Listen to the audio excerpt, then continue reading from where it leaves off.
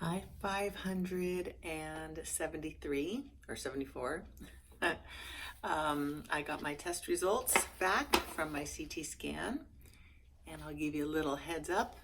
It's not as good as I wanted it to be, but I'm only 7 chemos into my 14. So, you know, it's not bad. It's just not great. I want great. So let's see.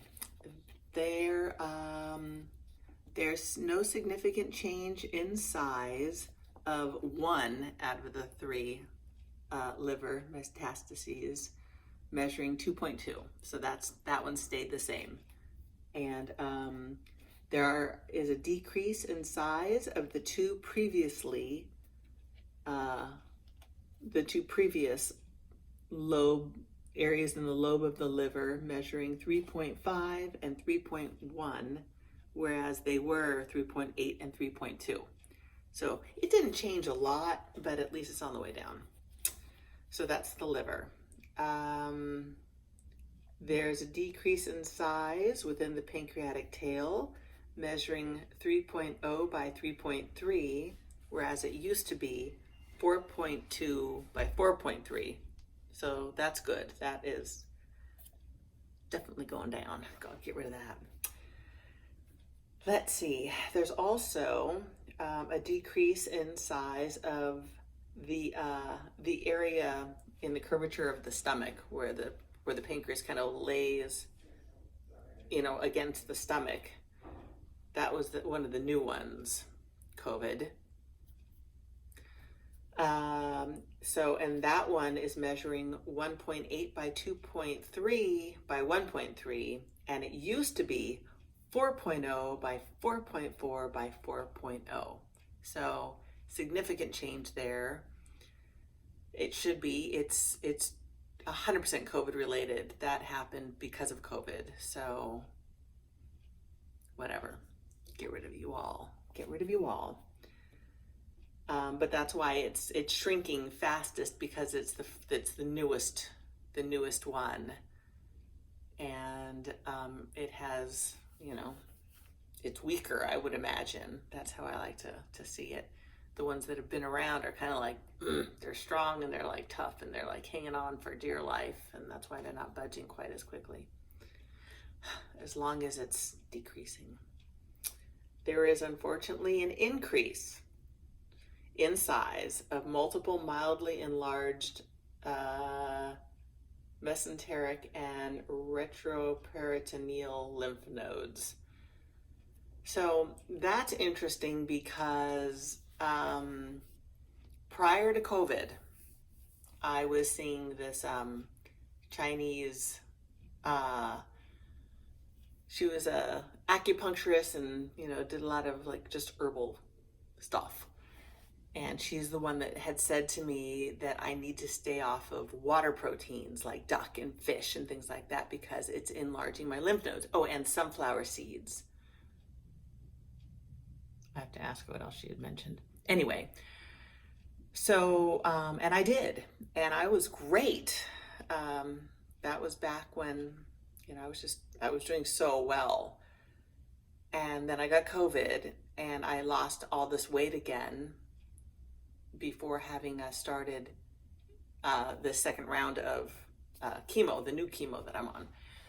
Anyway, I had lost weight, and that's when I go into must-eat mode. Whether I'm hungry or not, I just know I have to gain my weight back again. So I started eating whatever was available, everything, anything. Whether it was fish, duck, I just don't eat. That was like a once-a-year thing. But sunflower seed butter, because it's fattening, and maybe I'm giving her a lot of credit here. That is possibly why, my lymph nodes are enlarged again. So I'm going to try to get off the fish again. Now my weight's up. I'm almost 127. I kind of fluctuate between somewhere in the 126s. So that's good. I feel great.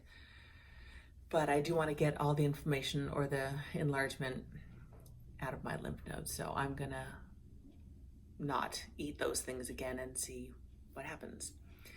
I do see the doctor tomorrow being Friday. This will be my second week without chemo. It just turned out that way. I don't think it was meant to be, but my blood was so bad, quite honestly, that my body probably needs this break to just try to get the levels back up, naturally.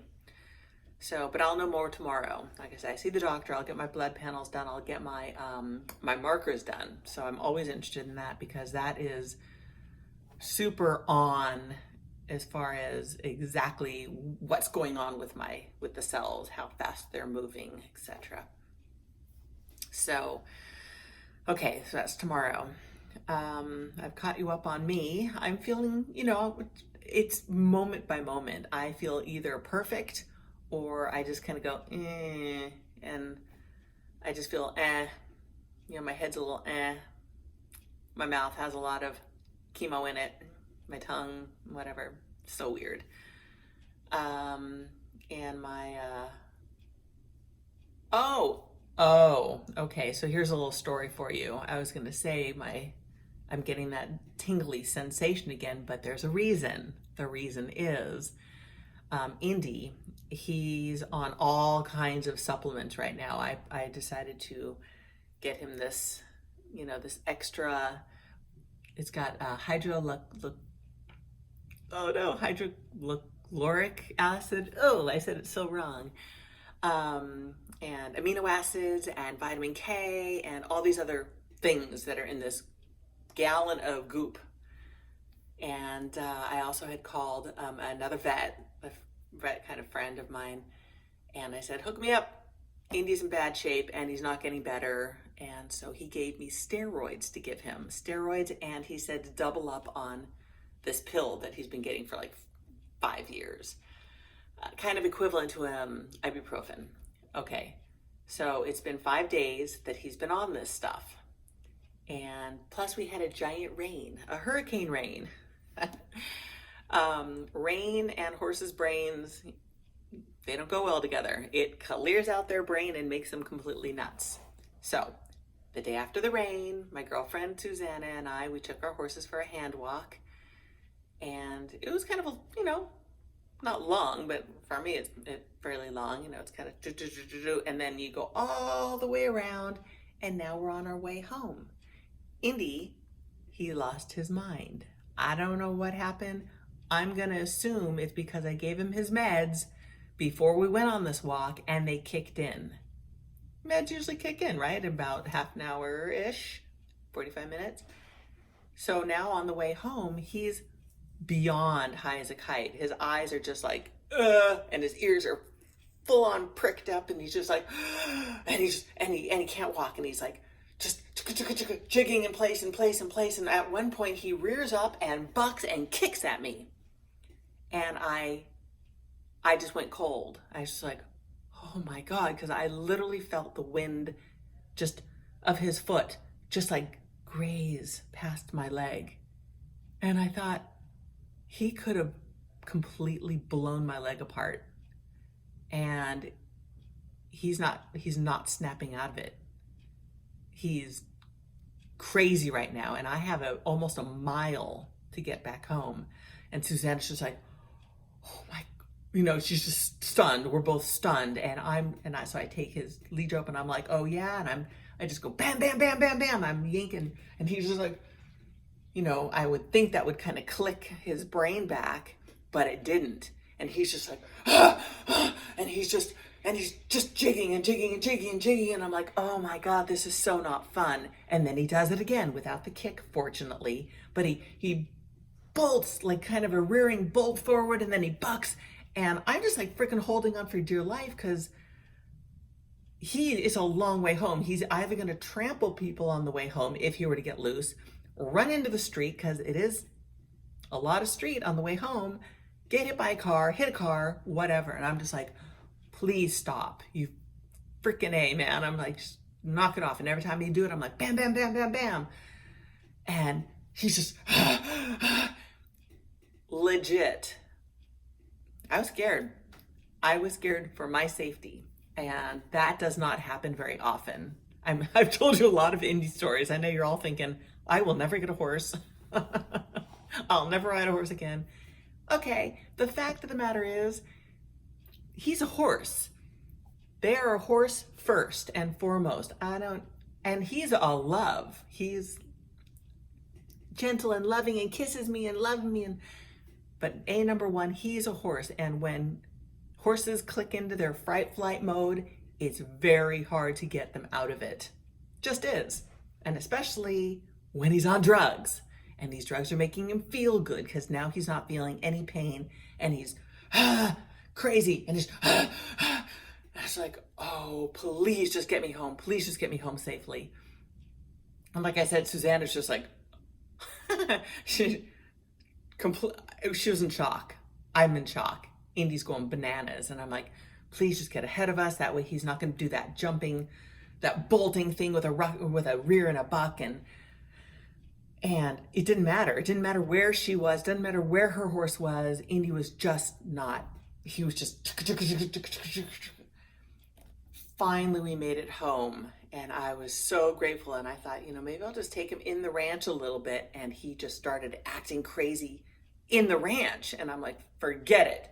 Donna, put him away. And I just turned around, put him in a stall, took off his halter, and he ran to the back end of the stall. He's nuts. He was nuts. Nuts. So, I'm alive. He's alive. Unscathed.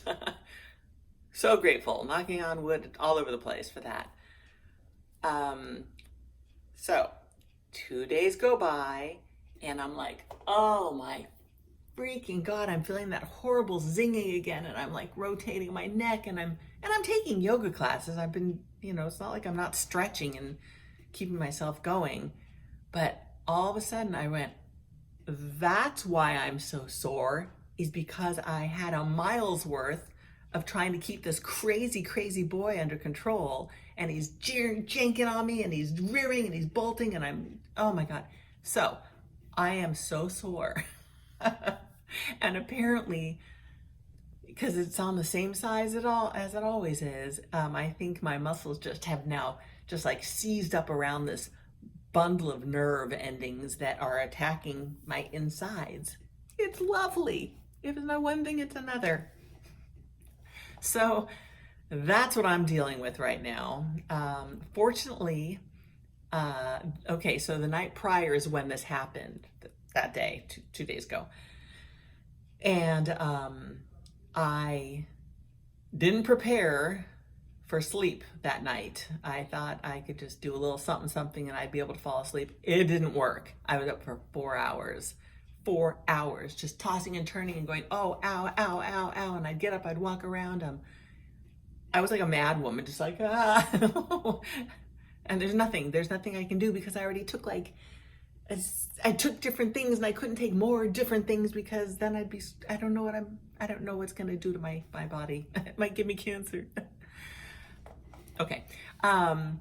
So last night I prepared and I took a whole, it doesn't sound like much, but I took a whole Tylenol PM before I went to bed. And I vaped. Okay. So anyway, the combination, I slept for 8.5 hours. So I feel like a new person today, thankfully. I'll take it. Oh, my life. I'm telling you. Okay, that's it. I think I've caught you up on everything. Yeah, I have. Okay, mwah to you all. I love you. I love me. And I will get back with you and tell you about what the doctor says, okay? Mwah, mwah, mwah. Bye.